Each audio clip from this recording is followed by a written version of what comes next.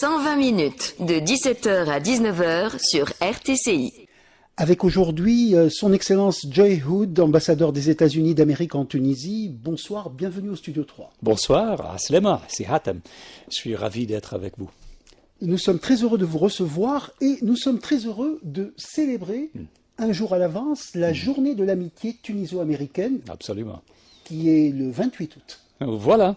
En fait, nous fêterons ensemble le 228e anniversaire de la signature du traité de paix et d'amitié conclu en 1797 entre nos deux pays. En effet, depuis le début de son existence, en tant que pays indépendant, les États-Unis ont toujours eu des relations très importantes, diplomatiques et commerciales avec la Tunisie. A commencé par ce traité, dont notre deuxième président, John Adams, a dit absolument c'est impératif que nous concluions des traités avec des pays comme la Tunisie, l'Algérie et le Maroc. Donc c'était une priorité des États-Unis de l'époque. Et c'est pour cela que un de nos premiers consulats américains en Afrique a été établi à Tunis il y a 225 ans, le 20 janvier 1800 exactement, près de la place de la Bourse dans la Médina. Et de même, je pense que vous êtes bien au courant, et peut-être vos auditeurs aussi, que le président Jefferson, notre troisième président, a organisé le premier iftar à la Maison Blanche en 1805 en l'honneur de l'envoyé tunisien qui était le premier ambassadeur musulman. Je dis bien le premier musulman, pas le premier tunisien seulement, mais le premier ambassadeur musulman à mettre pied à Washington. Et donc, c'était Sidi Suleiman Mlimli, je ne sais pas si je l'ai bien prononcé, mais c'est l'envoyé du bey Hamouda Bacha, et c'est en son honneur que le président Jefferson a organisé le premier iftar à la Maison Blanche. Depuis lors, nos deux pays ont relevé beaucoup de défis ensemble. À titre d'exemple, en 1846, la Tunisie a aboli l'esclavage officiellement, le premier pays musulman à le faire. Et c'est quelque chose qui nous a marqué intellectuellement. Parce que, bien sûr, nous étions engagés dans une grande lutte par rapport à cette question qui a coûté la vie à beaucoup d'Américains. Et donc, un de mes prédécesseurs, en fait, a interrogé les autorités tunisiennes pour savoir comment vous avez fait exactement dans un pays conservateur où la plupart de la population soutenait encore l'esclavage. Comment est-ce que vous avez fait pour abolir cette institution? Donc, bien sûr, quelques années plus tard, heureusement, nous avons suivi le modèle de la Tunisie en abolissant l'esclavage nous-mêmes. Mais aujourd'hui, nos relations s'étendent à beaucoup plus de dossiers, de sujets que ça, que l'histoire. Il y a aussi des milliers d'hommes d'affaires, des athlètes comme les espérantistes par exemple, les artistes, les scientifiques, les étudiants, les chercheurs tunisiens qui vont aux États-Unis pour explorer, pour se former, pour investir, pour se donner un spectacle, pourquoi pas gagner un match de football de temps en temps, comme les espérantistes ont fait à Los Angeles. Et bien entendu, cette année, comme j'ai déjà dit, on a accueilli pas mal de Tunisiens pour la Coupe du Monde des clubs de la FIFA. Et l'année prochaine, ce sera la Coupe du Monde. Et ensuite, les Jeux olympiques de l'été en 2028. Ce sont des événements sportifs qui rendent les États-Unis plus prospères, bien sûr. C'est une bonne chose pour tout pays hôte. Mais aussi, ça nous donne l'occasion de se rapprocher les uns des autres. Et je pense que c'est très important pour la diplomatie, que les peuples se sentent engagés et plus proches. Et bien évidemment, les Américains se rendent également en Tunisie régulièrement. Cette année, jusqu'à présent, nous avons reçu 23 1300 Américains qui sont venus découvrir le pays. Et c'est une augmentation de presque 50% par rapport à 2019. Donc un bon chiffre. Voilà, je pense que ces Américains découvrent quelque chose que peut-être vos auditeurs ne sont pas au courant non plus, hein, c'est-à-dire que la Tunisie abrite également des éléments importants du patrimoine américain. Au cimetière et mémorial nord-africain de Tunis, par exemple, c'est une superficie de 27 hectares où reposent plus de 2800 âmes américaines qui sont tombées au cours de la Seconde Guerre mondiale. La Tunisie a accordé ce terrain, en fait, le président Habib Bourguiba lui-même, à perpétuité, sans taxes, sans redevance, dans le cadre d'un traité entre les deux pays. Ce cimetière aussi contribue à faire comprendre aux Américains la profondeur de l'histoire de nos relations. Et je sais que vous allez passer tout à l'heure la chanson de Dizzy Gillespie, A Night in Tunisia, qu'il a composée tout juste après les grandes batailles de Tunisie. Cette amitié tuniso-américaine, ce premier traité de 1797, il dit textuellement « Cette amitié doit être permanente et progresser encore et toujours ». Et c'est quand même formidable que 228 ans après, ils avaient de l'optimisme. Oui, ils avaient de l'optimisme. Et il y a de quoi aussi. Donc, pour continuer cette conversation, essayons d'évoquer le 70e anniversaire de l'établissement des relations diplomatiques entre la Tunisie et les États-Unis. Cela remonte à juin 1956. C'est vrai. L'année prochaine, on va fêter le 70e anniversaire des relations entre la République tunisienne et les États-Unis et le 250e anniversaire des États-Unis, de notre déclaration de l'indépendance. Parce que, bien sûr, le fait de déclarer l'indépendance ne donne pas l'indépendance en soi-même. C'est quelque chose qui s'arrache, en fait. Et vous avez vécu cette expérience ici. Même chose aux États-Unis. L'indépendance est venue quelques années après, mais c'était le 4 juillet 1776 que la déclaration a été faite. Donc, c'est ça qu'on va célébrer l'année prochaine, en même temps que le 70e anniversaire de l'indépendance de la Tunisie, le 20 mars 2026. Nous étions, bien sûr, parmi les premiers pays à reconnaître l'indépendance de la Tunisie, tout comme la Tunisie était l'un des premiers pays à reconnaître l'indépendance des États-Unis 2 siècles avant. Donc, on vous a remboursé pour ça. Ça me rappelle aussi, en parlant de 70, que c'est peut-être un chiffre fortuné, parce que nous avons plus de 70 entreprises américaines qui travaillent actuellement en Tunisie. Et il y a d'autres entreprises tunisiennes aussi qui cherchent à investir aux États-Unis. Et c'est l'une de nos priorités principales maintenant, de développer ces échanges commerciaux entre les deux pays. C'est pour cela que nous avons rassemblé la plus grande délégation de toute l'histoire pour la Consumer Electronics Show. C'est une foire dédiée à l'électronique qui se tient chaque année à Las Vegas. Notre ambassade a facilité la mise en place du premier pavillon tunisien à Las Vegas pour mettre en relation les représentants des différentes entreprises et de parler d'investissement. La Tunisie a aussi dépêché une délégation de 14 entreprises tunisiennes à National Harbor au Maryland pour le Select USA Investment Summit. C'est le plus grand événement et le plus prestigieux aussi pour promouvoir l'investissement aux États-Unis. C'est quelque chose qui rend nos deux pays plus prospères et c'est une bonne chose. Et justement, on a beaucoup parlé ces dernières années d'artisanat tunisien, également d'huile d'olive tunisienne, et ces produits trouvent véritablement leur chemin aux États-Unis. Absolument. Les produits artisanaux sont très appréciés par les Américains. au point où maintenant mon pays est la première destination des exportations de l'artisanat tunisien. En même temps, l'exportation de l'artisanat, l'exportation de l'huile d'olive et leur augmentation en valeur chaque année a créé un petit déséquilibre que le président Trump cherche à rééquilibrer, avec tous les pays du monde d'ailleurs, pas seulement la Tunisie.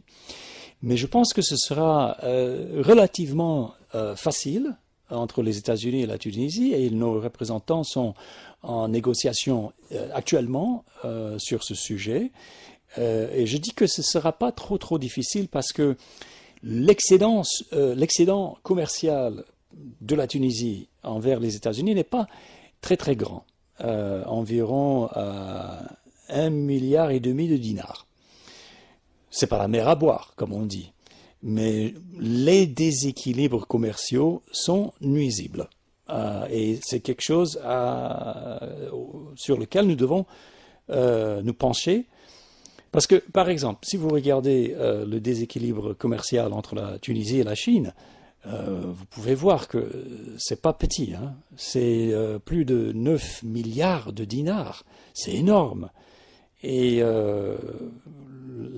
ça ne va pas profiter la Tunisie tant que la Chine ne modifie pas ses pratiques commerciales pour rééquilibrer les échanges commerciaux entre les deux pays. C'est notre but et je pense que c'est certainement le but de tout pays. Et justement, en ce moment, on parle beaucoup, par ailleurs, de partenariats, notamment universitaires. Oui. On a tous remarqué le récent passage de l'université de Wyoming et toutes les perspectives que cela peut ouvrir en termes de coopération à ce niveau. Comme vous le savez peut-être, Si Hatem, nous avons une relation très étroite par rapport à la sécurité depuis très longtemps. En fait, depuis le début, on peut le dire, depuis 1805. C'est pour cela que Sidi Soleiman a été expédié à Washington, parce que les questions de sécurité de la région étaient primordiales, comme aujourd'hui. Donc depuis 20 ans, nous avons un partenariat entre l'État de Wyoming et leur unité de la garde nationale et les autorités tunisiennes en ce qui concerne la défense. Et donc, les deux équipes travaillent ensemble dans les domaines tels que la sécurité des frontières, l'aviation, la lutte contre les incendies, la résistance à la sécheresse, la lutte contre les catastrophes et tout ça, et bien sûr le terrorisme aussi. Parce que chez nous, la garde nationale est responsable pour répondre à tout ce qui peut arriver au niveau naturel et humain. Nous avons eu cette idée d'élargir ces relations entre la Tunisie et le Wyoming, pourquoi pas, pour couvrir l'éducation et la coopération en tourisme, en commerce, en agriculture, en patrimoine culturel, en sciences, technologie, ingénierie, etc. Et c'est pour cela que les représentants de l'université de Wyoming se sont rendus en Tunisie en mai dernier pour explorer tous ces domaines-là. Et c'est fabuleux, ils ont signé des mémorandums avec 6 universités et institutions tunisiennes pour promouvoir ces relations. Et c'est intéressant de constater, de notre point de vue tunisien, de voir comment il y a une possibilité, une grande ouverture dans des relations avec les États américains et non pas uniquement avec l'État fédéral. Oui, absolument. C'est ce qu'on oublie souvent, que les États-Unis est composé de 50 États différents. Et chaque État a ses intérêts, ses préoccupations et ses possibilités. Et en fait, à Wyoming, il trouve beaucoup de similarités avec la Tunisie. Il s'intéresse beaucoup à l'archéologie. Pourquoi ? Parce qu'il y a beaucoup de sites des indigènes, des Américains indigènes, qui se trouvent à Wyoming, qui doivent être mis en valeur. Ils peuvent apprendre beaucoup de l'expérience tunisienne. Vous avez des problèmes avec la sécheresse. vous élevez à peu près les mêmes animaux, etc. Donc, vraiment, il y a une richesse à exploiter entre non seulement la Tunisie et le Wyoming, mais d'autres États aussi. Nous sommes en compagnie de son Excellence Joey Hood, ambassadeur des États-Unis d'Amérique en Tunisie. Notre entretien se poursuit. Nous allons aborder, si vous voulez bien, une toile, un tableau qui représente Sadr Bey, et un tableau qui a été offert par les États-Unis à la Tunisie en 1865. Et grâce à vous, il est actuellement en Tunisie. Oui, mais c'est juste par accident presque. Parce que il était le portrait du bey Mohamed Sadr était dans les salles de réception dans le département d'État, c'est-à-dire notre ministère des Affaires étrangères à Washington depuis très longtemps. Donc tout le monde pouvait apprécier ce grand portrait, mais il est temps de rénover maintenant ces espaces et ça prend bien sûr beaucoup de temps. Nous sommes un gouvernement et toute bureaucratie progresse un peu lentement par rapport au secteur privé peut-être. Mais donc ça prendra quelques années et on m'a demandé qu'est-ce qu'on fait avec le bey. J'ai dit mais bien sûr on ne va pas le mettre dans un magasin. Pourquoi pas l'envoyer ici temporairement pour l'exposer au public, pour faire des programmes, pour faire des conférences autour, et c'est exactement ce qu'on est en train de faire. On a trouvé des experts de l'art de l'époque et nous avons aussi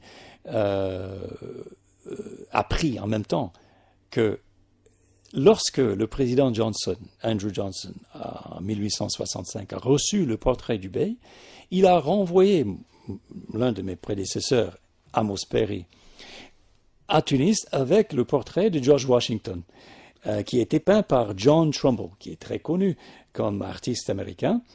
Et cette toile est actuellement conservée au Qasr Saïd, au Bardo, et je recommande à tous les auditeurs d'aller le voir pendant qu'il est exposé, parce que lui aussi, il est fabuleux. Et si on regarde les deux portraits, on voit que le style est presque identique. C'est comme si les deux artistes avaient collaboré pour faire à peu près, pour faire passer le même message à travers leur tableau. Et justement, en parlant d'artistes, vous avez rénové l'approche du programme Art in Embassies, qui est un programme fédéral, mais vous l'avez renouvelé en associant des artistes tunisiens à cette présence d'artistes américains. Oui, en fait, ce programme, l'art au cœur des ambassades, ça met en évidence le pouvoir de l'art en tant qu'outil de la diplomatie. Parce que c'est pas tout le monde qui aime venir s'asseoir sur les sofas, parler de la politique, de l'économie, des statistiques, etc. Beaucoup de gens se trouvent beaucoup plus animés en regardant l'art et en discutant avec les artistes aussi, quand c'est possible. Donc ça m'a vraiment... ça m'a beaucoup intéressé de faire venir un artiste américain qui est d'ailleurs près de mon village natal, en fait, et d'exposer ces tableaux en compagnie de différents artistes tunisiens. Donc, une fois que nous avons vu la réussite de cette approche, nous avons organisé encore une exposition avec des artistes... une artiste américaine, Sania Kanga, une artiste britannique, Yasmin Drummond, et Faten Rouissi, une artiste tunisienne sur le thème perspective et connexion. Et je suis toujours après mon équipe, mes collègues, d'organiser encore une exposition pour l'automne. Très bien. Et par ailleurs, ces expositions se déroulent sur fond de réflexion sur le patrimoine précieux que représente la résidence des États-Unis à Sidi Bou Saïd. Oui, la résidence, comme vous le savez, comme vous avez déjà visité, la résidence est une œuvre artistique en elle-même. Elle a été conçue par des architectes tunisiens en collaboration avec des entreprises américaines et intègre des thèmes de design et d'artisanat locaux comme des arches, des dômes, des dallots des toits, etc. En fait, c'est le seul cas que je puisse trouver dans les archives américaines où des architectes locaux ont joué un grand rôle dans la conception d'une résidence américaine. C'est fabuleux et j'ai eu le grand plaisir d'organiser une réception l'année dernière pour fêter le 50e anniversaire de la résidence. Et nous avons reçu en même temps la fille de l'architecte principal, M. Tak, parce que lui, il est mort depuis longtemps, Allah yarhamou, mais sa fille était là, et c'est elle qui m'a expliqué certains éléments que son père a intégrés dans toutes les résidences qu'il a conçues. À présent, nous travaillons en étroite collaboration avec l'INP, l'Institut national du patrimoine, pour préserver des objets trouvés lors de l'excavation pour la résidence. Par exemple, des boulets de canon de l'époque punique, 2 pierres tombales de l'époque punique et une pierre tombale de l'époque romaine, ainsi qu'une fortification militaire construite au XIXe siècle, qui est parfaitement préservée. Ces objets font partie du patrimoine historique et culturel de la Tunisie et nous sommes absolument déterminés à en assurer la sauvegarde et pour le bénéfice des générations présentes et futures. Et tout ça rentre dans le cadre en fait de l'accord que nous avons signé en 2023 lors de mon premier mois ici sur le terrain avec Madame la ministre de la Culture qui protège le patrimoine tunisien et dans ce cadre, nous allons travailler ensemble en matière de protection de patrimoine, d'éducation et d'application de la loi parce que ça renforce la sécurité de nos pays parce que les antiquités souvent sont trafiquées sur le marché noir pour financer des activités criminelles et terroristes et tout ça. Depuis 2023 que vous êtes en Tunisie, monsieur l'ambassadeur, vous avez tissé une relation avec le patrimoine tunisien, avec les sites historiques, avec les monuments, et je crois que cela vous laisse vous promener à travers le pays et découvrir véritablement cette richesse. Oui, c'est vrai. Nous avons un fonds des ambassadeurs pour la préservation culturelle et souvent c'est très rare en fait de voir un pays qui reçoit 9 projets comme la Tunisie depuis 2001, mais c'est quelque chose qui en fait protège l'héritage global. C'est l'héritage de la Tunisie, bien sûr, mais aussi c'est européen, c'est américain, c'est pour tout le monde. Et nous sommes fiers de vous aider à préserver ces biens culturels et de les rendre plus sécurisés, plus sûrs et plus faciles à accéder pour le grand public. Et ce qui est intéressant aujourd'hui, que nous célébrons cette amitié tuniso-américaine, je souligne que le 28 août est une journée dédiée à l'amitié tuniso-américaine. Aujourd'hui que nous la célébrons, cela ouvre également de belles perspectives devant les jeunesses grâce aux nombreux programmes pour les étudiants, pour les chercheurs, pour les académiciens de toutes disciplines. Oui, oui, absolument. Et je pense que tout ça, ça rentre dans le même cadre de coopération. Vous vous souvenez certainement de la citation très souvent citée de Abdelrahman bin Mohammed al-Khaldoun, mieux connu comme Ibn Khaldoun. Le passé ressemble à l'avenir plus qu'une goutte d'eau ne ressemble à une autre. Mais je vous propose une autre citation que j'ai raccourci un peu, j'ai résumé un peu et j'ai traduit moi-même. Donc, si j'ai fait une erreur, c'est ma faute. Mais il dit « Le pouvoir d'un seul individu n'est pas suffisant de subvenir à ses propres besoins en nourriture, ni pour assurer sa défense.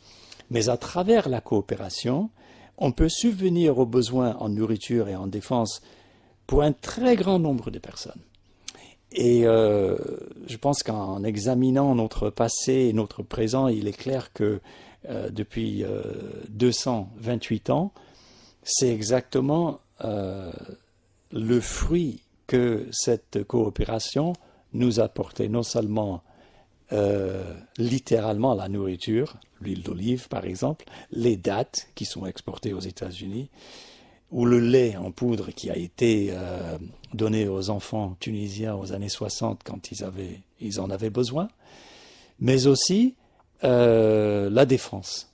Comme j'ai bien dit, nous avons une relation, une coopération très étroite pour sauvegarder les deux pays de toute menace. Et je suis optimiste que, comme le traité le dit, nos relations vont aller de mieux en mieux. Tout à fait, progresser encore et toujours. Une dernière question, monsieur l'ambassadeur, elle concerne ce 70e anniversaire de l'établissement des relations diplomatiques entre les États-Unis d'Amérique et la Tunisie. Est-ce qu'il y aura un programme particulier? Est-ce que vous travaillez déjà dessus? Oui, nous avons du pain sur la planche. Nous y pensons, nous y travaillons, surtout bien sûr avec nos collègues tunisiens et les autorités tunisiennes. On va voir quoi, parce que ça dépend un peu de ce que le gouvernement tunisien préconise pour cette grande fête. Merci beaucoup, monsieur l'ambassadeur. Je remercie également pour leur appui dans l'organisation de cet entretien Alison Davis et Mariam Hawami, et j'espère vous revoir ici au Studio 3. Inch'Allah.